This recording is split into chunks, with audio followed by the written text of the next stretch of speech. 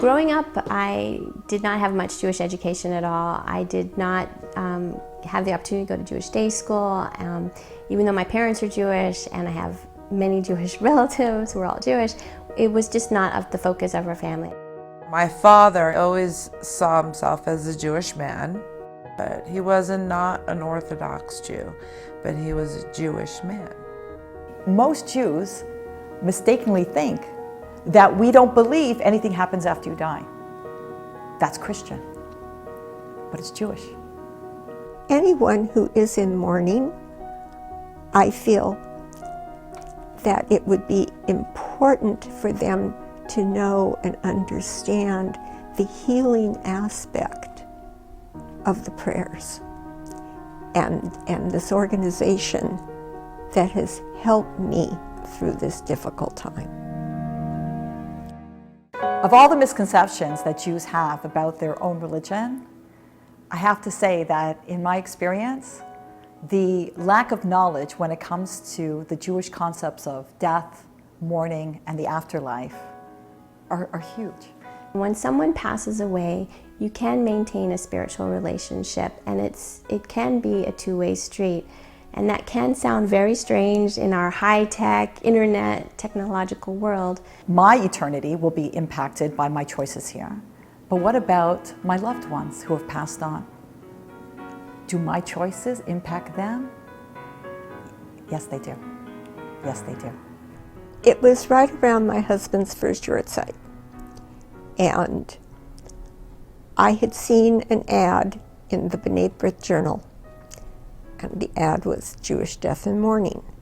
And I picked up the phone and I called, and I thought, what is this? I had never heard of such a thing. And the person who answered the phone at the organization was intrigued by my call and started to teach me about it, what Mishnah was and why we do these things for our departed loved ones, people who've passed away. I learned that when someone passed away, there's a whole set of rituals that are done, from obviously having a Jewish burial, then sitting Shiva. But what this organization does is that if you don't know, if you weren't brought up with the education on how to say certain prayers, this organization, Jewish Death and Mourning, they can say a prayer called Kaddish. When you say Kaddish in somebody's memory, when you give money to sponsor learning in their memory, when you dedicate a book in their memory, when you take on a mitzvah and you say, I'm doing this in the merit of my loved one, it's not just a nice thing to do here, you are literally affecting their eternity. Every time Kaddish is said, it's a step up to heaven for the departed.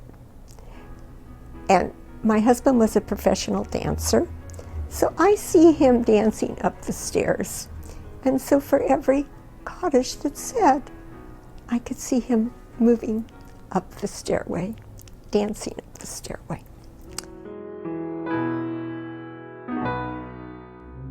Sometimes people make decisions just out of lack of information or lack of awareness or lack of wanting to burden some people. And so my uncle had not chosen a Jewish burial. He had thought cremation because that's what everybody does. I was very distraught and upset, and I called my cousins, and of course they're upset. I mean, they've just lost their father.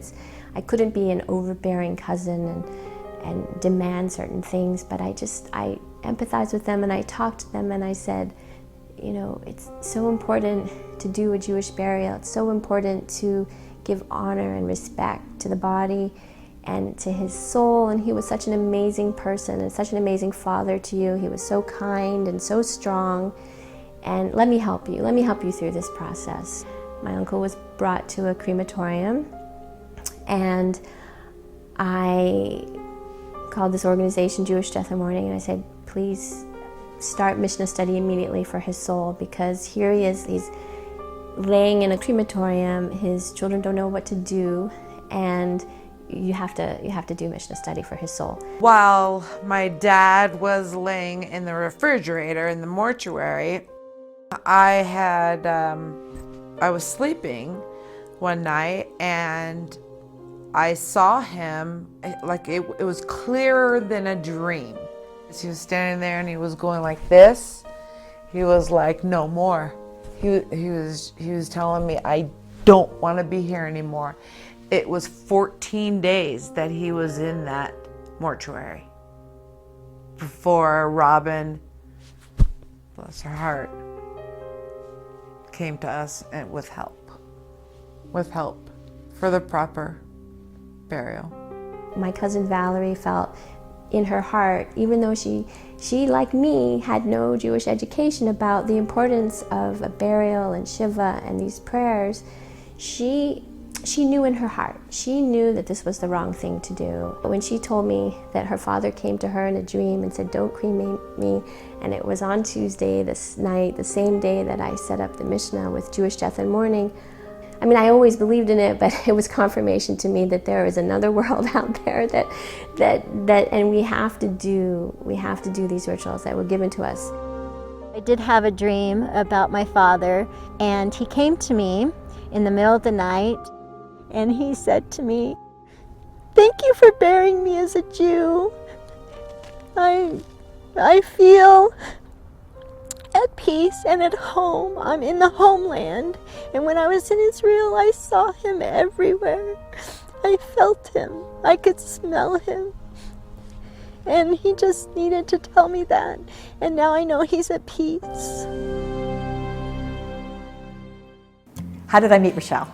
Well, I run something called the Jewish Women's Renaissance Project, which has created like a birthright for mothers. And we bring about 1,000 women a year to Israel, and one of the groups was from Denver. Every year I have a tennis tournament to raise money for either cancer, MS, and this last year I had this beautiful trip to Israel, and on my way home from Israel I decided it would be nice to do a fundraiser for Jewish death and mourning, as my father had passed in March, and I wanted to do something to honor him as a Jewish man. She wanted to create an event to raise money and awareness so that people could have a proper Jewish burial. And she wanted me to come to Denver to speak to her family and friends. And they were having a tennis tournament to raise money, and they wanted to elevate the experience by having a talk about this. We just really have to take the time to stop and listen and learn about these important things and share it with our family and share it with our children. Having another organization out there that can help you do this for you, if you're not in a position to be able to do it, is really helpful. Being able to have the prayers said on a regular basis, being able to call and know that it's all taken care of, makes me feel very good. The soul in the next world does have awareness. When their loved ones, when people have come after them, are making changes, positive changes in their life, in their memory, they know it's happening. Why? Because they're moving up. They're basking in God's glory. I feel that I was very fortunate to have come across this article at just the right time, and how important it was to have the prayers said for my beloved husband. The support system that I've had from Jewish Death and Mourning has been very meaningful to me.